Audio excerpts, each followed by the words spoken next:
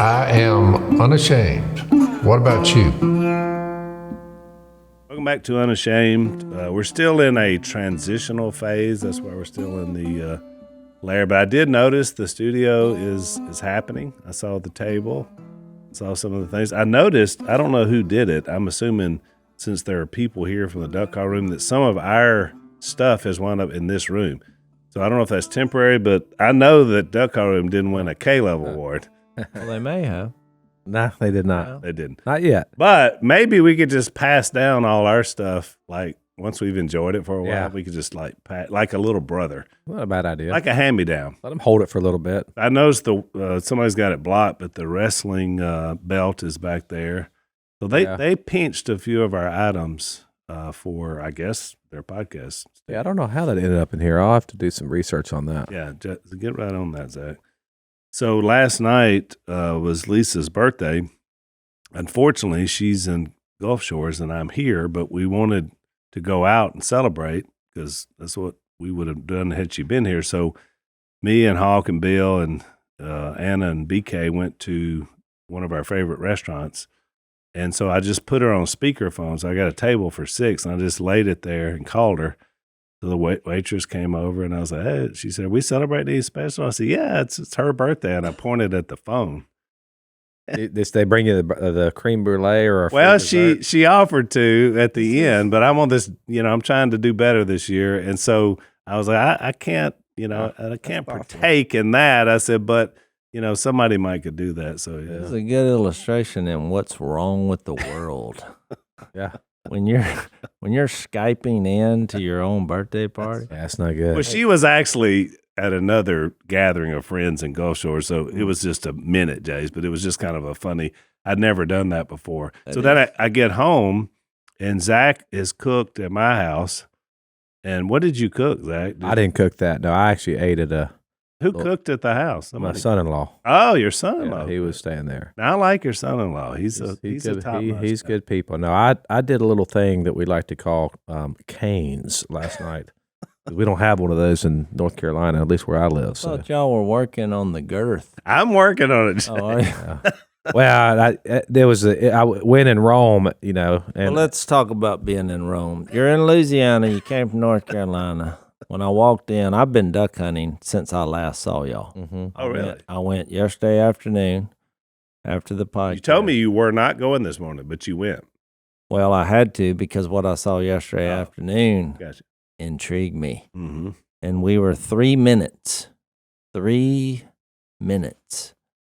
having one of the greatest duck hunts ever. 3 minutes. Because legal shooting hours was over at 5:23. Well, at 5:26. You're talking about yesterday. Yesterday. Okay. At 5:26 PM. the heavens opened as I was walking to go get the rig to pick everybody up. And it just looked like a bunch of bombers invading our duck hole where we were. Mallards? Mallard. Just Lots locked of up. it was the grand passage. It happened yesterday, 3 minutes after legal shooting hours. So what How do they know that? Dad says they have. it is a full moon, and so they get on this full moon pattern where they become nocturnal. Yeah. Here's what's interesting. We went out to the hole. I drove my rig out there. About 30 ducks got up. So I thought, well, not much here, but there was 30 here. They leave. We do not see another duck till 5:10. So we only have 13 minutes. At 5:10, I looked out to the south and I said, those look like mallards, 6 mallards. And they came and I said, nobody call. Let's just see what they do. So they started working all around this big field we were hunting. Worked round and round. And so every time they'd make a turn close to us, I said, the next time they do that, let's everybody call. Because we were in a little bitty tight hole in the corner. So the first time we did it, no response. I thought, well, we're not going to get those. But they came around, did it again. We all called. Well, 2 of them just locked up and came straight in over our decoys. Just ba-boom. When we shot, 150 mallards got up out of the field. That you didn't know were there. Didn't know they were there. We drove an Argo out into the field you would think They would have got up. they would. I mean, it's kind of thick. There's Yeah. there's some weeds, and they've been sitting there the whole time, and they never said a word. Mm. Quiet. And so then 3 minutes after, here comes 500, and just fill up the property. So I thought, okay, no, I'm going in the morning before podcast, and so unfortunately, we saw them. They all left. No, we saw them, but they just would not come in. They were just Tomorrow's back the to day. there. I'm going to go I don't tomorrow. know. You got So to we shot 6. It wasn't a total waste, but Zach's dressed for it. He's ready. well, that's what I was going to say. You came from North Carolina, Yeah. and when I walked in because look at me, I've been in the wild. It was ice, and I looked at you and I thought, okay, the fear of freezing to death in Louisiana. I've been cold. since The I've been last time someone froze to death in Louisiana was 1748. here. So I think you're good, but if that makes you feel better. I am cold. Oh, look, because now you went back. Now I'm a hot under the collar. I'm gonna tell you what. Between you and Willie, man, I have had more analysis of my appearance. Zach, so you can now validate what others have said, and we say it here all the time. Yeah. That when you're in Louisiana in the winter, and we only get a little bit of winter, but when you're here, and I think it's because of the moisture and humidity, and it's 30s, right around 40 degrees with a wind blowing. It's a whole nother It's deal. a cold that goes straight to the bone. I mean, You're 'cause you absolutely live in right. a cold place. But it's not like this. I mean, different, I don't yeah. get I know. I don't get bone chilling It's a cold. bone chilling My cold. buddy from Kansas, I go hunt with him, which I And get. you're talking about like zero. Oh, like, yeah. But he said, when I come down there, I freeze to death because I look at the temperature and dress accordingly, and I freeze because of all the Hey, moisture. 35 degrees here is 40 degrees. It's cold. I mean, you better be prepared. I think we need to talk about the resurrection because everything you're wearing to me Mhm. is saying a fear of death. You have an orange hat on. Don't shoot me. Orange hat. And now that is the Thick thickest coat I've ever seen. It's the thickest coat that's ever been on a podcast. If I wore that to the duck blind, I would Wax fall canvas. down 4 times before I got to the Let's say blind. this is a big boy coat. I mean, it's warm. It's got the feathers inside of it. It's very So warm. you're actually going to hunt tomorrow. That's your. Yeah, I'm gonna. Oh, you want to go with me? I do. And This is going to be a great story. well, what's funny is I met one of the. Well, I've known. I didn't know who all the duck boys were. So, There's but about 7 or 8 of them. They're in training. So I went, and I figured out one of them last night was someone who I've discipled early on in his walk with Jesus, Reeves. Oh, yeah. He's been a number of times. So he said, let's get coffee. I'd love to hook up and meet up with you while you're here. So I'm going to go duck hunting on Wednesday. That's where we get coffee. I told him I would be with y'all. He said, oh, you have to get me in. I said, are you? He said, I've been hunting out there. And I said, are you one of the duck boys? He said, yeah, I'm one of the duck boys. And I said, well, just come. He says, no, that's not how it works. If you're a duck boy, he said, I can't, I have to get invited by a guest. So he had all the rules. He was telling me, y'all got a system you're developing. Yeah. I'm at a place where other people are. We have a pyramid. He literally said, the only way I can go is if you tell Jase that you want me to go because you're the guest, and that's the only way I can get in. Yeah, he's trying to subvert the system. So Jay, This is like the Don. He It's like doesn't that. get I can engaged. tell. Y'all, what you guys are developing, it seems very interesting. I feel like you could probably implement. no, Jay, look, calls me every night. Yeah, Jay's the enforcer. Jase is the Don. Oh, he's good. And he's like, look, what's funny is he gives me the profiles on where they're at in the growth process. Because one guy You quit. talking about the duck boys? Oh, yeah. Yeah. So he goes to him. He said, I think he's been improving. Because what we do is our culture has raised a bunch of young men who are spending way too much time staring at their phone and working out and not using the muscles that they have in the youth. Yeah. So You're remapping the brain is what you're doing. well, look, on opening day, I'm going to just tell you what happened on opening day for the Duck Boys. They didn't get to go on opening day because you have to put your time in for that. We had the Grizzle Veterans, which we did shoot 32 ducks. But opening day for the Duck Boys, we went to a new blind, and we made a 2-sided blind that will hold 12 men. So I said, get them all. I want to take a look at the young troops. So we had them all there. Well, what happened was They don't realize they're being assessed, but they didn't realize I that. get it. Oh, they figured it out after the hunt. So we hunt. They show up thinking this is a party. Well, we're part of the gang. There was a speech, a prayer, and a sermon before we started. Jay gave the speech.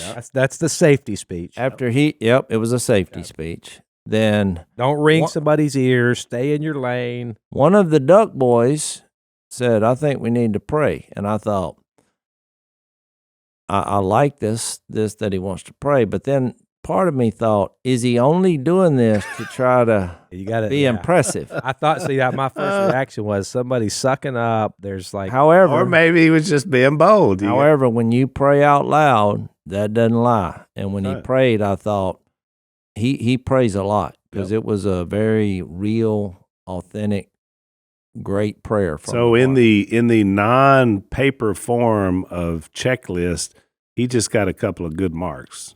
he did. I the thought, authenticity. okay. he moved up. Yeah. He I'm moved seeing how up it works. the Zach, you table. need to be listening. I to moved him up, and but he didn't know he was getting moved up, but he did. And so then I gave a little Jesus sermon. This is what we're about, and because I just thought You never know. Somebody You may never not be know. right with the Lord. we had a That's- Jesus. That's an presentation. homage to Dad. So then we hunted. Well, there was one unsafe act, which it wasn't like, someone could have died, but because Jay's speech is like everybody has a quadrant. Yep. You don't shoot unless you're in your quadrant because you don't want to shoot over your partner's head. And it's more just a respect thing. Yeah. They're not in your quadrant. So trust the guy next to you that he'll fulfill his obligation. That's the other thing, Jase. We learned it early is the consequences. The consequence of ringing somebody's ears is permanent ear damage, hearing loss. The negative about if a duck gets away is a duck got away, and we'll kill him tomorrow. Yeah. So it's just, So I said there was one. There was actually a couple instances where both were Duck Boys, did not shoot in their quadrant. And so it's like I took note of that. And I said in the moment, stay in your lane. Bro. They're in your No, quadrant. I just said stay in your lane. And you're on the right side. Does Jay hunt the left side? Is that the anchor of the? Actually, this is a 2-sided blind. So I was in the apex. I actually was in the middle. And I gave a little funny about that. Yeah. 'Cause usually you have Middle's usually reserved for yahoos. but the way this blind is shaped, I wanted to be able to shoot either side because I wanted to, make sure we kill some ducks. Not that I'm You bragging. typically hunt because you're left-handed. You typically I'm left-handed. on the right. Yeah, I'm side. left-handed, but I'm versatile. So overall, I think we shot 10 or 12 ducks, but there was 2 things that emerged. Too many of them were sitting there on their phones, not paying attention. Just, they come out there to get on their phone. I noticed it. And then when it was time to leave, some of them had driven in, and some of us had boated in. We had 12 people. You can't all get in a boat. Well, about 3 of them, they just went and got in their rig and left before all the stuff had been pulled up. Ooh, that's demerits. That's a mark off there. Well, that wasn't addressed in that moment, but they got demoted from the next Duck Boy hunt, and Jay reamed them out. You don't ever come down and not bring something to the table. But the speech after was about those phones. Jay got up. It was like a football coach in a room. He's like, I'm going to tell you something. If what you're seeing in this creation and the conversations that have been hilarious and noteworthy and spiritual and Jesus, if that can't get your attention, then you need to look at your life. You need to go home and Jay look said in the this? mirror. Yeah. And he said, some of you need to leave that phone wherever you brought it from. I love this. Yeah, it was. This right here. This is good. This, They were this sitting- would be a good TV show Yeah. because I agree with you. There is a crisis of real masculinity Yeah. in the country in the world right now. And I would say there's a vacuum of men discipling other men. You've listened to this podcast for any period of time. One thing that you should know is that we take the Great Commission very seriously. It's very clear that as Christians, we're called to share the gospel and make disciples all over the world. And that's what our friends at Tomorrow Clubs do. They've been doing it for over 25 years. We love this ministry. They're going into some really difficult places all over the world, places that have pervasive poverty, alcoholism, hostility towards Christianity. In many cases, this is the first time that these children in these places are going to hear the gospel. So our partners at Tomorrow Clubs, they work with children in these places. They teach them the Word of God. Their ministry is incredibly efficient. And for just $30 a month, you can provide a Christ-centered discipleship program to 30 kids. That's just $1 per child per month. More than 500,000 children have learned to follow Jesus in these Tomorrow Clubs. That's a lot of kids. And we truly believe in the mission of what these guys are doing there. But it doesn't stop there. Tomorrow Clubs, what they do is they create generational impact. These new Christ followers become disciple makers who influence their families, their friends, and their community. And tens of thousands of these young people have gone on to be leaders in their churches and in their communities. The thing I love about Tomorrow Clubs is that they're going into areas with children whose parents don't know Jesus. So they're not getting discipleship in their homes. And what they're doing is they're entering in these communities and they're teaching these children about Jesus, and they're discipling with them with long-term relationships. So that's key. So really want to encourage you guys to get involved in what they're doing. So if you want to help out and you want to be a part of this organization that we are participating with, go to tomorrowclubs.org/unashamed to become a Tomorrow Clubs ministry partner. For only $30 a month, you will be providing a Christ-centered discipleship program to 30 children in underserved communities. That's tomorrowclubs.org/unashamed. And remember, all of these gifts are tax deductible.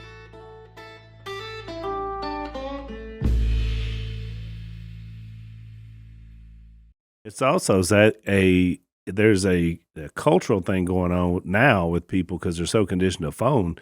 They can't enjoy any moment without having to record it. So you look out and you see something amazing, and you look around and there's 500 people with their phones up. One of the greatest, or looking at and you're just like, just enjoy it. Yeah, Jill and I were out at we went several years ago out to San Diego. I had some work out there, so I flew Jill out. We're going to spend a few extra days, and there's a cliff called Sunset Cliff. I think that's the name of it, on the Pacific Ocean, and it's supposed to be like one of the greatest and most beautiful sunsets on the West Coast. Yep. And so it's known. This place is and tourists, they come, and we were tourists, so we like, let's be romantic, let's go out there and watch the sun go down. And we get out there, it's me and Jill, it's very romantic, it's very beautiful, the sun's starting to set, and this young couple comes and they get in front of us, and like he gets the camera out, the phone, and then she gets in like a yoga pose, and she's making a heart. If you're not watching, she makes a heart with her fingers.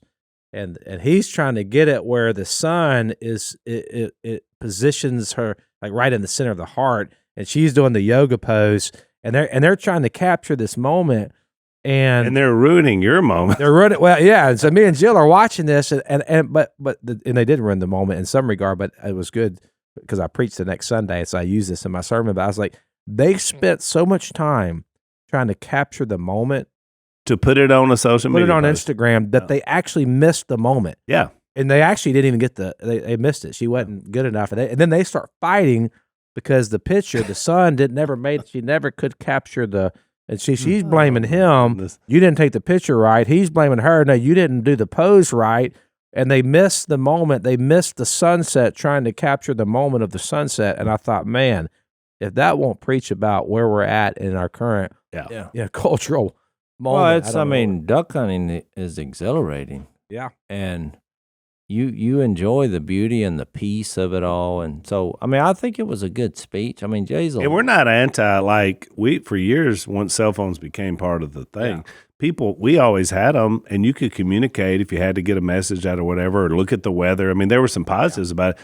But nobody just stayed on their phone the whole time. We were hunting. Yeah, I'm like, you're listening. Jay's line was, "There's nothing on there that you're going to scroll that's going to be That's a great point. You know the it's a guy. habit, Yeah. that people are into. Have you ever heard of the guy? He's an author. His name is he wrote a book called Wild at Heart. It's old but older book. Eldridge, What's his name? John Eldridge. Yeah. So he said something. I don't know if it came from him, but it just popped in my mind when I thought about what you guys are doing about masculinity. That masculinity has to be bestowed upon you by another man. I thought that's interesting, and they've done all the research, whatever. But you don't just that a man gives you that, and in a lot of cultures they have like a rite of passage, and those. In our cultures, like that's all evaporated. But what you guys are doing, and I could tell talking to Reeves, I mean, they're like he's a man. I'm not diminishing him at all. He's a great. He's man. a young man. They're all young men. They're good guys, but I do think that like there's something to that. And I remember when I was a young man, I wanted to sit under the counsel and the leadership of other strong men, and one of those was Phil. And as much as I hate to admit it now, one of those guys was you. I never knew that you would turn out to be so ruthless to me on this podcast, but there was a time, Tough Jase. love. It's tough love. Yeah. No, the only reason I am is because you're one of the few people that are unoffendable, which I deem that quality very high. Those are rare. Because we have the big stuff in place. That's true. And so part of this happened, hurricane hit pretty severely our property about 3 years ago. Yep. So Jay was like, and now that Phil's down, because he had him and a couple of his young youths that were always working, and you don't realize how much he was doing until he's not able to do that. I was like, man, we need some help around here, just clearing out trees and logs. Off-season help. So Jay, it was kind of Jay's brainchild. He's like, let's just get But you got to remember about something about Stone. So, because, Stone's a little surly, and you're around him, you're like, what's up with this story? But he was a teacher and a coach for a dozen years before he came on board with this. He was always really good at hunting and fishing. But so he had that in him about shaping and training young men. Football, basketball. So a good coach, I mean, there's so many coaches that listen to our podcast, and I know why, because you're shaping just what you're talking about. You do that through sports. In our case, it's through hunting. So Jay has really taken that part of his life and now applied it in. But he never stops being a teacher and a coach. And he's a great teacher. I mean, he is. I mean, Jay's a guy. If I'm gonna cook something, if I smoke a meat, I'll call him like I did one over Christmas. And his instructions, the way it's very clear, very precise. I mean, he communicates. Well, he's got a ton of videos. So that same opening day with the Duck Boys, well, one of them said, man, they started talking about they were hungry. And I thought, this is bring your own snacks. And so they're like, boy, they started fantasizing about what they could be eating because they were all ready to go. Yeah, I'm like, we're not go leaving. to Chick-fil-A. They're dropping hints. And They're finally, like, Jay nice. said, we're not leaving till Jay says we're leaving. And I said, well, I got good news, boys. And so I opened my bucket. I have one of those big Yeti buckets, and out comes, I had about 5 cans of one of the greatest things you can eat in a duck blind. Don't say sardines. King Oscar sardines with jalapenos. And I had a little Tabasco with it and a little mustard. And I said, crackers? I had crackers. They weren't the squares. They used to be squares, but when you put a package of crackers in your bucket, they just turn into crumbs. Barely crumbs. Which works. Almost powder. You can sprinkle a little bit on them. Yeah. Well, to my surprise, here are these young, in-shape men, and they started going, ew. They turn their nose up at it. And so I started ridiculing them because I was like, this is one of the greatest things. You want to be a man. It's a superfood. I'm eating a fish. Sardines are a superfood. Yeah. I was like. It's very healthy. And so then they had a cameraman there, and they was like, well, why don't y'all just try it? Because they wanted to film. So they did. And I think it was funny, but because they were like, no. I mean, as soon as it hit their lips, it was like, no. One of them started gagging, and so I just thought, you got a long way to go to manhood. Did any of them enjoy it? Did any of them eat it? None. The only person that enjoyed it was one of the one of the mentors, old Chad. I mean, he was just eating it like it was filet mignon. I mean, look, it's not a filet mignon, but in a duck blind. Yeah. And just being out there, it's part of it. I like sardines. So I want to give you the positive. But I learned a long time ago from Dad's way more. Jase is, he'll leave quicker than Dad used. Dad would just stay all day sometimes. Yeah. And like I get it all day if there's a chance we might get something because I've wrote it out. Well, I'm at that point now. The next 2 or 3 days, because I'm off. I'm probably it's getting personal here. They're getting, what I'm saying is you learn, in which those guys will be learning. If you want something to eat, you better put a few little snacks. Whatever. If you don't like sardines, you better put something in your little bag. That's what Jay said. He's like, do we have to tell you that you're self-sufficient here? You bring a bag. That's why we have a bag and a bucket. You don't be whining because you're not eating every 10 minutes. It sounds like a football team. I mean, this is what. Yeah, that's the way it is. It's kind of the same. I'll give you a few positives.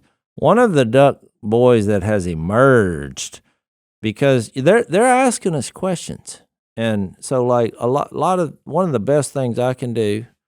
I have weaknesses and strengths when it comes to duck hunting. One of the best things I can do is if a duck goes down, is over a 90% chance that I'm bringing him back, and that's a whole nother world. Dad's always said there's no retriever that's better than Jay.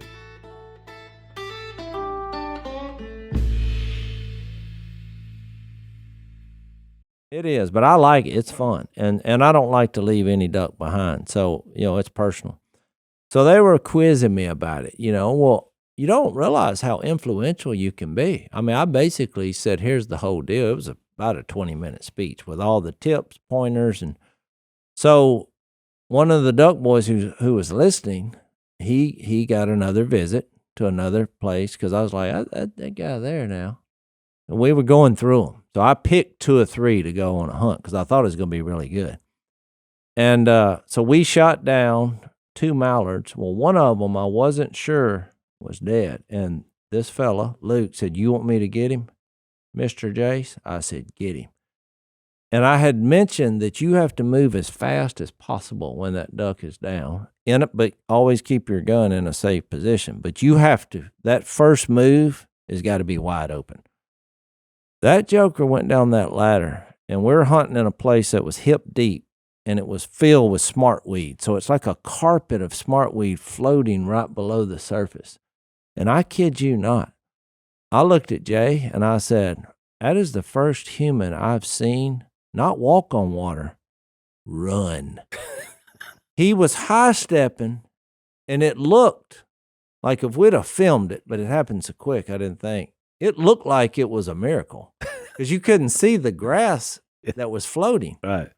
But about every time he would sink down, he's big, trying to run through a wall. I mean, he'd been working out, and he just ran on the water into the thicket. And it was thick, and he didn't even slow down. He just went in. Now that's and the I could strength hear of him. being a duck boy, right there. Did he get the duck? Once he hit the thicket, he was out of the grass mat. Then it was just shoop, shoop, shoop, shoop, shoop. I said, he's still running. He's still running. And then there was a pause, and I heard boom.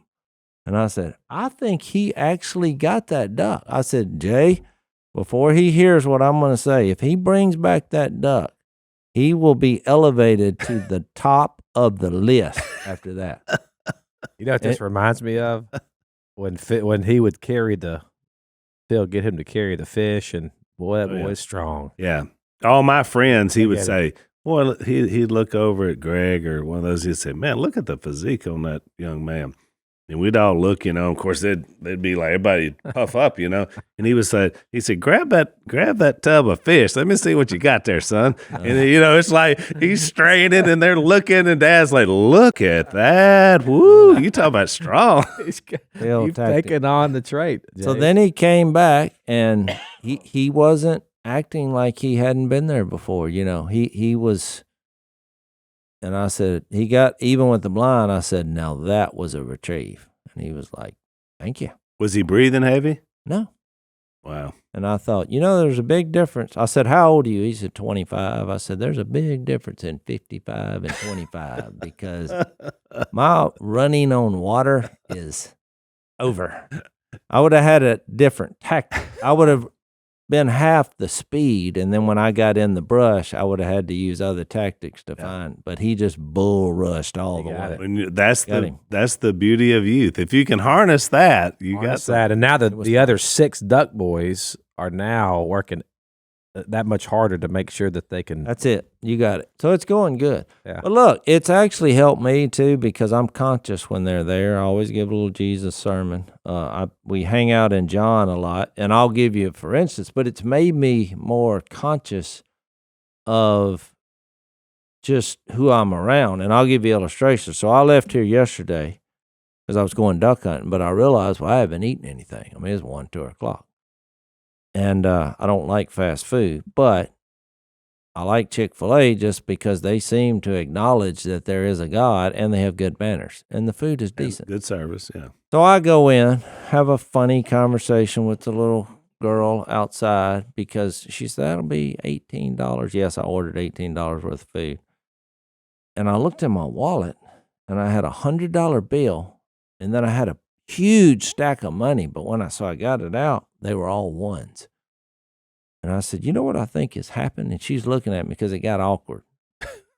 I said, I have a credit card, but I thought since I have such a big stack, you're the person that I cannot stand to be behind at Chick-fil-A. Yeah. I held the line up. Oh, I know it. I'm like, what is, because this person, order and give them your credit card. What are you doing? I said, that's always, what I would have been saying behind you. I said, look, my lovely wife, I said, we've been married 34 years, and I dropped the Jesus nugget in there. I was like, the only thing we have in common is Jesus, and now our kids.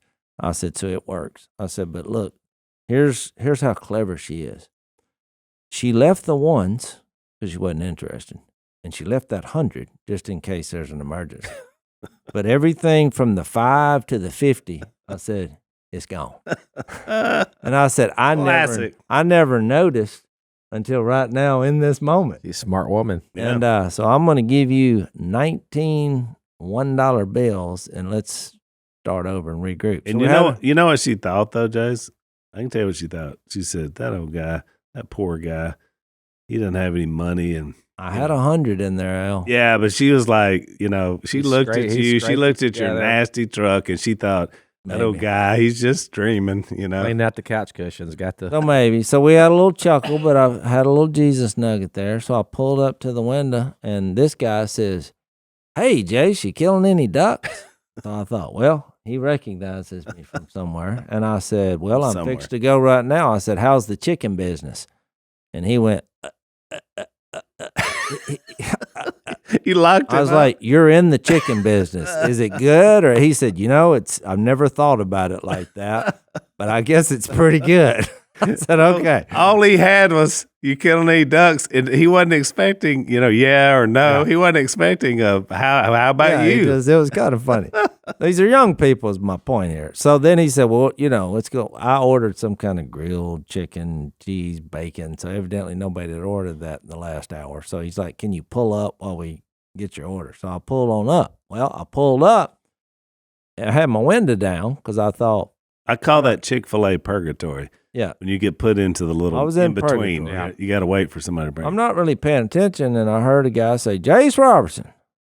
So I looked, and I went, yep. And he said, heard of you. Well, I know what he meant, because that's right out of Tombstone, Heard of you. And, I said, what are you boys doing? They look like teenagers. And he said, we drove 700 miles to hunt in the great state of Duck Dynasty. That's what he said. The great state. I said. So now it's our state. 700 I said, miles. I'm assuming you came from the north because if you didn't, you're living in the Gulf. You're a sea creature. I said, you probably should have stopped along the way and hunted before you come down here. We're the last That's a on great the line, line. So they hunted a public refuge over there. Yep. And I thought, well, what'd y'all shoot? They actually shot a few mallards, But my point of being in this mode is I thought, because I quickly thought to myself, it's Monday. And I said, you boys are young to take a road trip. I was like, you look like you're 17. That was a good way to find out how old they were. And he said, 17? I'm 22 years old. So they were 22. Yep. But I thought it's Monday. What, you don't have a job? You're not in school? But I didn't want to say that. Yeah. But I thought, I think we need a Jesus sermon. So I just said, well, what do y'all think of Jesus? And it was just like when I asked the guy, how's the chicken business? Well, the guy said, well, I try to pray every time I'm in the outdoors. I said, well, you must be praying a lot because you're a hunter. And he's like, well, I try to. But I said, well, here's what y'all need to do. Go to your hotel. I'm sure there's a Bible in the drawer somewhere. And y'all read the book of John. And I said, when you get to chapter 20, and then I went into the fishing. They had a big fish caught 153, and then they're eating fish. And Jesus said, come eat breakfast. I said, you know why that story is powerful? And I did notice they were 8 feet away, and now they're 3. So they were listening. You were drawing them in. They're dialed in. Yeah. And I said, you know why that's a spectacular story? And they were like, why? I said, because if there's a way to fish or duck hunt forever, it's going to be the way Jesus pulled it off, coming back from the dead. Yeah. And they just had the stunned look. I said, so y'all going to go back and read the book of John? They were like, yes, sir. I was like, well, y'all do that. Make Jesus your Lord, and I'll see y'all on the other side of this thing. I'd love to hear the rest of that story. I don't know what happened. And they'll be telling that story. Oh, yeah. About, hopefully it'll... if you came down here to duck hunt, think about it. You come down to Louisiana to duck hunt, and because of the show and the family. family. And then you run into Jase at Chick-fil-A, Chick-fil-A. you got to be like, this is what we came for. Yeah, because I was a little embarrassed that these duck hunters saw me at a chicken place. In purgatory. You were in the bad line. But I'm saying, why aren't you eating ducks? But I didn't want to explain it. Yeah. So I just thought, hey, you got to eat more. I'm going duck hunting right now. Yeah. Which is why I'm at a chicken place, because it's in the middle of At least it's foul.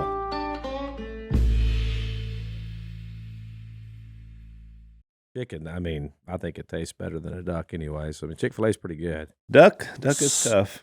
So, I don't know what this has to do with the book of John, other than the more we're reading it, I'm thinking Jesus called these disciples, and part of us being spirit-filled men is to take the young men and turn them into disciples of Jesus. Actually, it's a perfect segue to where we left off, because Zach read 1 through 5, and we were talking about the life and the light, which, by the way, that's what you exhibited in that moment. You were light and life. You gave them, like, they came for a reason, but you gave them, they left with something bigger. Yeah. That's what life and light does.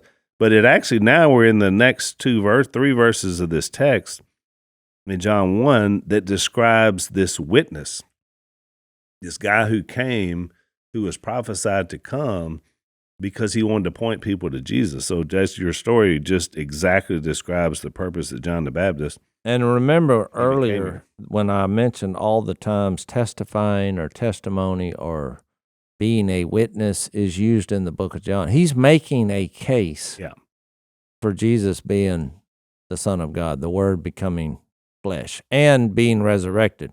Right. I did want to make one comment before we move in, and I want to read 6 through the rest of 18 to set it up for what we'll be talking about going forward. But I want to make a comment about that, Zach, in verse 5. We talked about, you read, the light shines in the darkness, but the darkness has not understood it. What does yours say that word as well? Mine says that the darkness has not overcome it. Okay. So that word, Greek word, I looked it up. It can go either way. Obviously, there's a little different attachment to whether you overcome something or whether you understand something. Of course, it's one of those classic words. Is it either or? Is it both and? I think it's both and. Darkness has not overcome it, but it also hasn't understood it. And the idea is that anytime you run up on somebody, there's a potential of light and dark, I think, in any individual. And so we're talking about something being there and being offered, and then there's a choice to either be a part of it or not be a part of it. And so because if you're talking about understanding something, you're darkened by it. You're not sure, you don't know, and you need to know. So I think it's interesting that he uses that term. I do think Peter, when he said in 2 Peter 1 in verse 16, in the same line as this testimony and testifying, and they were witnesses, because you see the church today, they call what we do eyewitness, which I'm not sure that's really the same thing. We weren't Right. eyewitnesses of it, but We do witness life change. We do witness. well, exactly, and we have the Spirit. Right. And so I don't have a problem with it. But Peter says we didn't follow cleverly invented stories when we told you about the power and coming of our Lord Jesus Christ, but we were eyewitnesses of His majesty, which is why they all were martyred instead of denying Jesus. For He received honor and glory from God the Father when the voice came to Him from the majestic glory, saying, "This is my Son, whom I love, with whom I'm well pleased." And you remember that happened at His baptism, Jesus' baptism. We ourselves heard this voice that came from heaven when we were with Him on the sacred mountain. Now, He could have been talking about the transfiguration there too, because He also said it there. And then, but verse 19 is where I wanted to get to. And we have the word of the prophets made more certain, which because they were all saying Jesus is coming. Yep. And you will do well to pay attention to it as to a light shining in a dark place until the day dawns and the morning star rises in your hearts. So he makes that same kind of John analogy here about light and darkness. And I think it does go back to creation also when he's like, let there be light. So in the becoming new creations, which is all over the New Testament, we become new creations in Jesus, Spirit-filled people. Well, let there be light. Once again, it's more of a spiritual light that is an awakening. Which I think that's why that word intrigues me, because you can't overcome that light. Satan couldn't overcome that light. Wow. He tried, but he couldn't. And so it can't be overcome. But at the same time, for some people, once darkness appeared, it's hard for them to understand. And so they have a choice. Because later in 2 Peter 3, he says he doesn't want anybody to perish. In other words, he provides light because he wants everyone to be in the light. All right. God loves every created being he made, he loves. And so you have a choice once darkness enters the picture. Do you want to stay there? Or do you want to come into the light? I mean, the opportunity is yours. So I love it that word has such a broad implication when you think about it, because you can't defeat Christ. No. But you can't ignore Christ. I mean, just think about the concept of light itself. I've heard it said this way, that light, or darkness rather, is the absence of light. And so, like, I was thinking the same thing. It's not like you never think about, okay, I want to go in a room that's full of lights and I want to bring darkness into it. That's not how it works. To make the room dark, you turn out the light. So light is and it's kind of a great picture of the life in the kingdom, that this whole, what we argue is what the kingdom is about. It's progressive, and so it's not. So many times we think it's like God's giving us like this. He's going to reward you with eternal existence. Well, that's not really, the description of life, eternal life in John, the Gospel of John. It's not simply a quantitative existence. It's also qualitative. It's a quality that is meaning in His presence. And so when I think about when it says Jesus is the light of the world, He's the light of men, it's that He illuminates. Wherever He is, there's illumination, and you can see. Yeah. I was like, oh, whoa, that's that. Oh, wow, I can see now. I can have, and think about when you're in a room. You ever done this? Like if you stay at a hotel and you wake up, you ever woke up in the middle of the night and you like don't know where you're at, and you're like, your hands are like, I have no idea where I'm at. Well, that's a great illustration. That's why when he makes profound statements like John 15, when he says, I'm the vine, you're the branches, if a man remains in me and I in him, he will bear much fruit. But then he just makes this little statement. Apart from me, you can do nothing. Yeah. And that's why it's so light and darkness, life and death. You can't do anything, but all you are is confused, and you're stumbling around in that hotel room until all of a sudden, at the corner of your eye, you see the light under that little thin strip of light under the door from the hallway, and you're like, something that gets you to something. It's a context.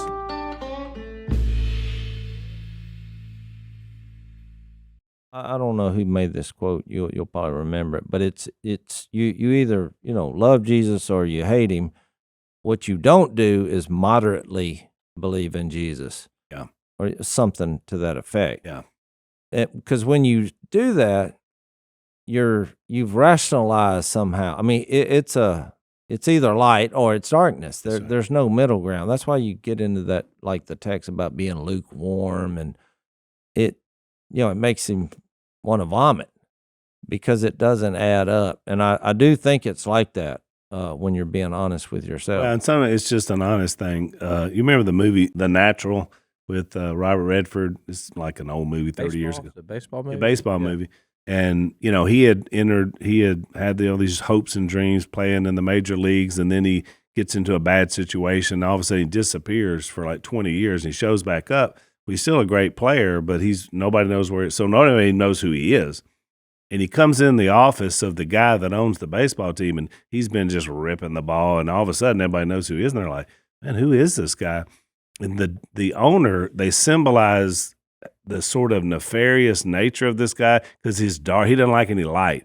He's got one little lamp on. He's sitting in this dark office and it overlooks the stadium. It's real creepy looking. And so Redford is looking around, and so they're having this conversation. He said, it's dark in here. And the guy said, yeah, he gives all the reasons why he likes the dark. And then Redford says, well, you can't see in it. Just like a practical. And so they have this argument. When he leaves, he flips the light on. Well, that's why before light was invented, I saw somewhere that the average sleep time before Thomas Edison invented the light bulb was 11 hours a night. Which happens to be probably nighttime to daylight, right? Well, that's what I'm saying. They shut it down. What you going to do? Then before the cell phone was invented, it was like 8. So you see, yep. You had light, so that gave you another threat. So now that we have cell phone, I'm sure it's like 5 or 6. Yeah, it's probably not much. Because you're getting dinged in the middle. Zzz, zzz, but what my point is, you're doing a lot more in the darkness now because you have a physical light, but probably what you're doing is not very. Well, I think was that Ephesians when Paul says the disobedient do in darkness? I mean, the idea is. Well, there's one passage in 1 Thessalonians, which I always like 1 Thessalonians 5:4 because it's a faith test. I do a faith test in my speeches. Have you ever taken the faith test? A faith test? It's a faith test. There's an actual verse in the Bible that's like, you want to know if you really have faith in Jesus? There's a test scenario. If I can find 1 Thessalonians. I'm singing that song in my head. 1 Thessalonians what? It's 5. 5, I'm there. Okay, here it is. 1 Thessalonians 5. Here's the faith test first. So he had just talked about when Jesus comes back. You remember 1 Thessalonians 4:13-18? Yeah. We believe Jesus died and rose again, and he'll bring with him those who have fallen asleep. All right, we'll be caught up in the air. So then he gets chapter 5. He says, now, about times and dates, we don't need to write you. Like, well, when is he coming? Because all we know is whenever somebody says he's coming, that's not then. So then he says, you very well know the Lord to come like a thief. But then in verse 4 is the faith test question, and it discusses what we're discussing here. But you, brothers, are not in darkness so that this day should surprise you like a thief. So there's the faith test. If Jesus coming back right now would surprise you, well, you failed the faith test. Man, that's pretty good. Even though you don't know when it exactly comes, but when he does come, there's, whether it's a physical trumpet sound or however it happens. Yeah, you look up and you're like, hey, what is that? A drone? Oh, no, it's big. It's a man. Wow, how is he doing that?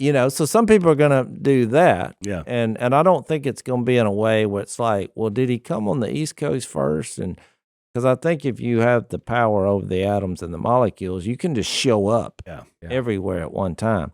So here's Jesus. Well, if you're surprised, that's the one thing you do not, according to this verse. Yeah. You're like, oh my goodness. It actually, I can't believe it. Well, that you're in trouble.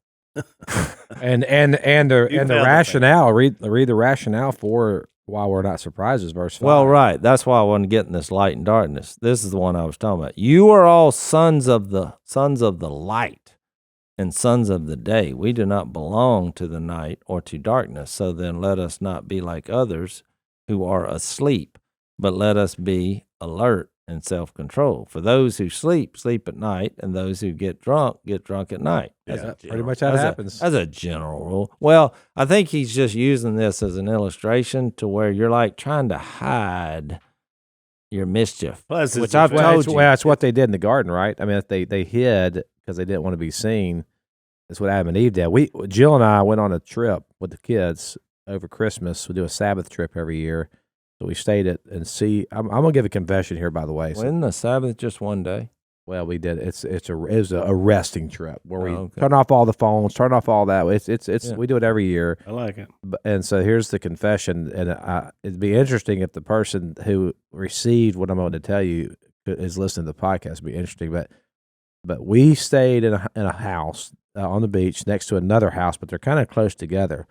Well, the other house was about 4 couples, I would say in their late 20s, early 30s, and we saw them come in, and I thought, oh, they're just getting away for the new year. Oh, let me tell you something. About midnight, we're talking dark, the party started, and I mean, it went on till 4:30 in the morning every single night. And I couldn't sleep. I was so angry. So the day we left, I had Max. I did it as almost a joke. Like, I bet you wouldn't do this. Kind of like how you manipulate the Duck Boys. I was manipulating Max. I was like, oh, I bet you wouldn't go up there and just bang on their door, because about 8 a.m. And they had just shut it down that night about 5 a.m. So they'd only been in. So Max goes up there and he starts banging on the door. Hey, ringing the doorbell and screaming. Well, they all come stumbling. I mean, and then he takes off running, jumps in the van and truck, and we take off. But they're coming out and they're stumbling and they're like, whoa, wait, what? And I'm just like gut wrench lauing. So we got You were gonna send him up there to sing some worship songs. No. This was vengeance. This is pure revenge. This is pure revenge. You know. Boy, it's a Sabbath that turns sour. Well, they would party till for 4 a.m. and then sleep till 3 p.m. And then get up and do it all over again. But I thought, the question should have come up: what would Jesus do in this situation? He turned over the tables in the temple. Look, I said it was a confession. And so if you were the victim of the banging on the door at my direction, I don't know if I want to repent, but I at least want to tell you that it was me, and we can talk. Yeah, and you should repent. All right, we're out of time. We'll pick it up next time. Thanks for listening to the Unashamed podcast. Help us out by leaving a rating and review on Apple Podcasts. And don't miss an episode by subscribing on YouTube. And be sure to click the little bell and choose all notifications to watch every episode.